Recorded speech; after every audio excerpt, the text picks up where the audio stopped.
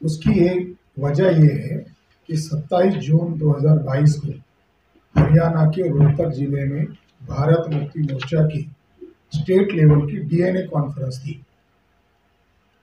हरियाणा में बीजेपी की सरकार है, तो हरियाणा के बीजेपी के सांसद लोगों ने, आरएसएस के लोगों ने एसपी और कलेक्टर को निवेदन दिया कि वामन मेश्राम को रोहतक में मत आने दो। तो उन्होंने हमें निवेदन नहीं दिया कि आप ऐसा क्या कर रहे हैं जिसके बारे में लोग लगा रहे हैं, मगर जहां बारिश के दिनों में हॉल में प्रोग्राम होता है तो हॉल वाले को धमकी दी गई और वो कार्यक्रम न हो इसीलिए वह मिलिट्री फोर्स लगा दी गई। और हम लोग संवैधानिक दायरे में रहकर काम करना चाहते हैं, तो हम टकराव न हो इसीलिए दिल्ली में हमने कार्यक्रम शिफ्ट किया और 27 तारीख को डीएनए कॉन्फ्रेंस दिल्ली में करके ऐलान किया। ये भारत मुक्ति मोर्चा के ऊपर पाबंदी नहीं है, ये भारतीय संविधान में आर्टिकल 19 जो भारतीय प्रजा को दिया गया है ये वो खतरे में। और ये आरएसएस बीजेपी के लोग कर रहे हैं, तो इसीलिए आरएसएस के हेडक्वार्टर पर हम मोर्चा लेकर जाएंगे। 21 तारीख को बामसेव, 21 अगस्त को बामसेव का 37वां राज्य अधिवेशन था। मॉर्निंग में खबर आई 144 धारा लगा दी गई है कानपुर में और बामसेव के कार्यक्रम में कोई लोग नहीं जाएंगे।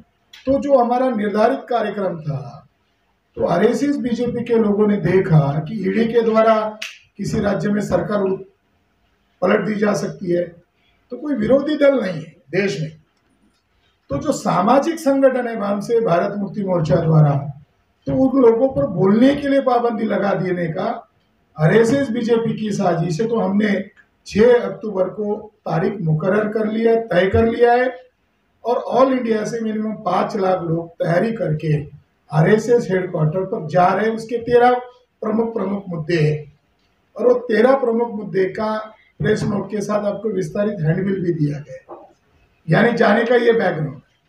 दूसरा ये मुद्दा हो रहा है कि ईवीएम में घोटाला करके ही बीजेपी जो चुनाव जीत रही और ईवीएम घोटाला किया गया है। 8 अक्टूबर 2013 को सुप्रीम कोर्ट का जजमेंट है, यानी ईवीएम के द्वारा चुनाव हो रहा है और सुप्रीम कोर्ट कह रहा है कि पर्ची निकलने वाली मशीन वीवीपीएटी भी लगाओ। विदाउट वीवीपीएटी का कैसे चुनाव हो रहा है? तो ये भी एक एजेंडा हमारा है। ओबीसी की गिनती नहीं करेंगे, स्वयं प्रधानमंत्री अपने आप को पिछड़े वर्ग का कहते हैं और कोर्ट में हलफनामा लिख के देते कि ओबीसी की गिनती नहीं करेंगे। तो ये बहुत बड़ी साजिश है, संविधान बदलने की साजिश कर रहे हैं, ऐसा नहीं है, बदल दिया है। सारा गवर्नमेंट अंडरटेकिंग सेक्टर बेच दिया गया, रेलवे बेच दिया, एयरलाइन बेच दिया, नाल्को, टाल्को, तेलको, हिंदुस्तान पेट्रोलियम, ये सारी बातें हम अखबारों से ही वही तो स्रोत है हमारे लोकतंत्र में प्रजा को पहुंचने का। सारा गवर्नमेंट अंडरटेकिंग सेक्टर बेच दिया है, तो ये संविधान बदल गया है। 12 अगस्त 2022 को times of India, Dainik Jagran जो लीडिंग मीडिया में अखबार है, उन्होंने लिखा है हिंदू राष्ट्र का नया संविधान का प्रारूप तैयार है और वर्ण व्यवस्था के आधारित ये नया संविधान चलेगा। ये अखबार मीडिया के जरिए से हमको जानकारी मिली, इसके लिए इसके विरोध में रहेगा। एससी एसटी ओबीसी हिंदू नहीं है। अब ये सुनकर हमें सरकार से, ये सुनकर हमें हमारी सरकार क्या कहेगी इसका डर नहीं है। संविधान में हमको एससी नाम मिला है, एसटी नाम मिला है, ओबीसी नाम मिला है, माइनॉरिटी नाम मिला है। 1873 में स्वामी दयानंद सरस्वती ने आर्य समाज की स्थापना की।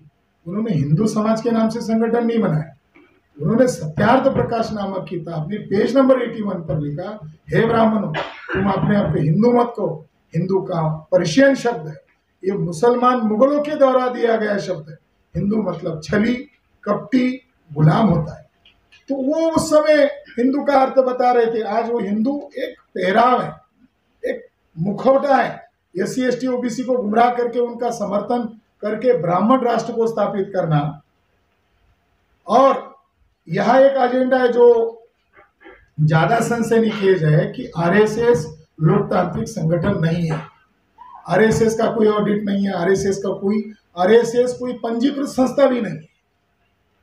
आरएसएस पंजीकृत संस्था नहीं है, उसका कोई ऑडिट नहीं होता और आरएसएस आतंकवादी संगठन है।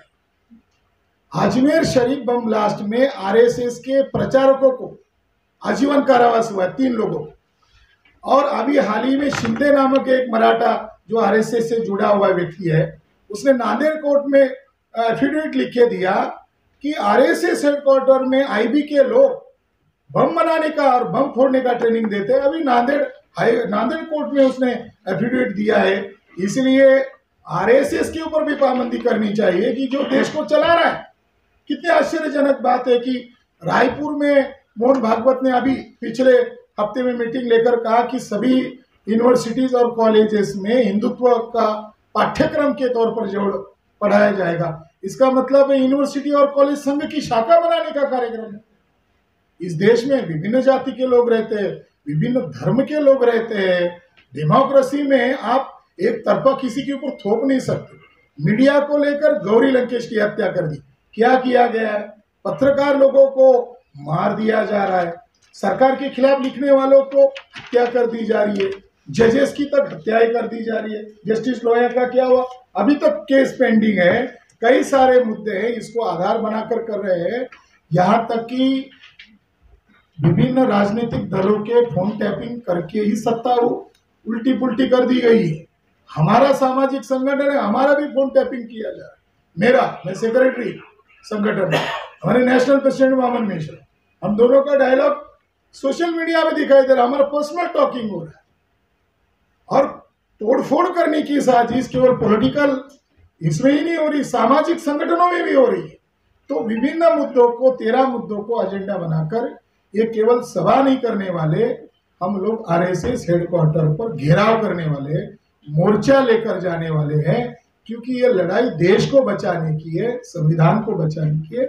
इस मौके पर इतने ही मुद्दे पर हम लोगों को, आप लोकतंत्र का हिस्सा हो, लोकतंत्र को बचाने की आप लोगों की भी जिम्मेदारी है। धन्यवाद।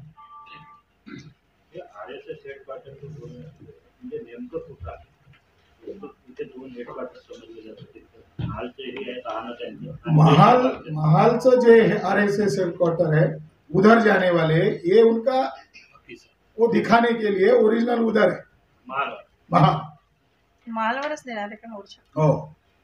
काय वेळ काय राहणार आहे तुमची? वेळ राहणार आहे सकाळी 11 ते 2 सभेची वेळ आहे बेझनबाग ग्राउंड, आणि 2 ते ऑनवर्ड पैदल लाखोच्या संख्येने तिथे अनुशासित तरीकेने लोकशाही मार्गाने। पोलिसांनी जर परवानगी दिली नाही किंवा पोलिसांनी जर अडवलं तर काय? तर ह्या जे लोक संविधानच खतम करून चुकलेले आहेत, पोलिसांनी अडवलं तर पोलिसांना आम्ही परवानगीसाठी दिलेलं आहे, त्यांचं उत्तर आलंय, अजून त्यांनी नाही देतो म्हणून म्हणलेलं नाहीये।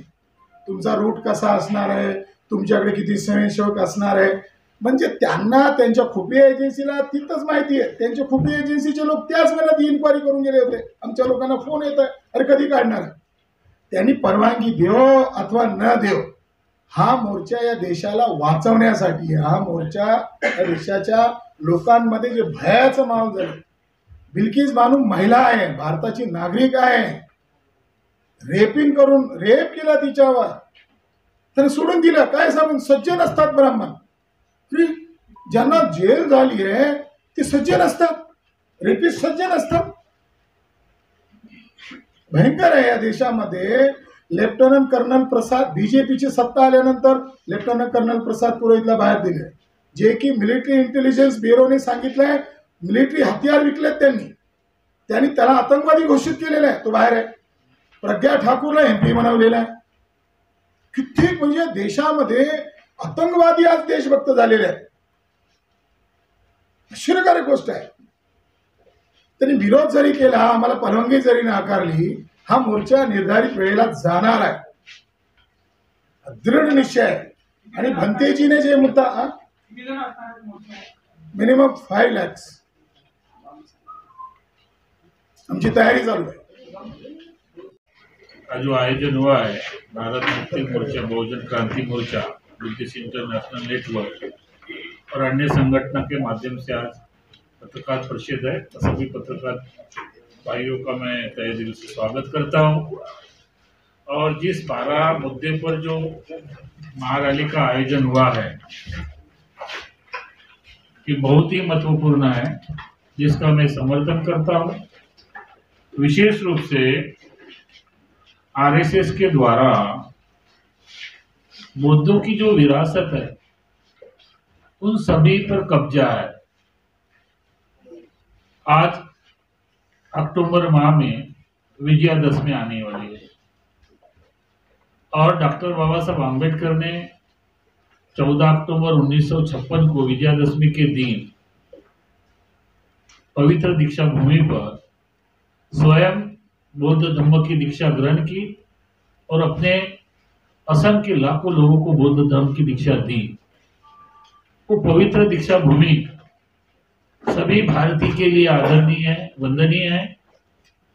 विजयादशमी के दिन वहां पर लोग जाते हैं, श्रद्धा से नतमस्तक होते, उसकी ऊर्जा लेते हैं और दीक्षा लेकर, चाहे SC ST OBC जितने भी समाज के लोग हैं जो बुद्ध धर्म से शांति से जीवन जीना चाहते हैं, उसी दीक्षा भूमि पर RSS वर्सेस BJP द्वारा आने वाले अक्टूबर का नियोजन हो रहा है।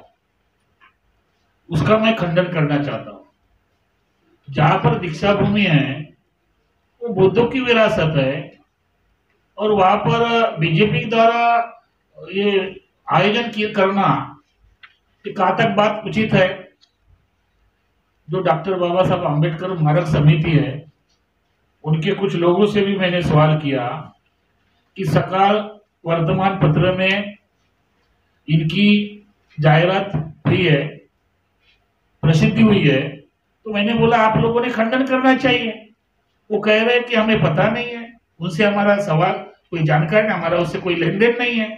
जब मैंने सवाल किया कि अगर आपको लेन देन नहीं है तो आपने खंडन करना चाहिए पत्रकार परिषद लेकर।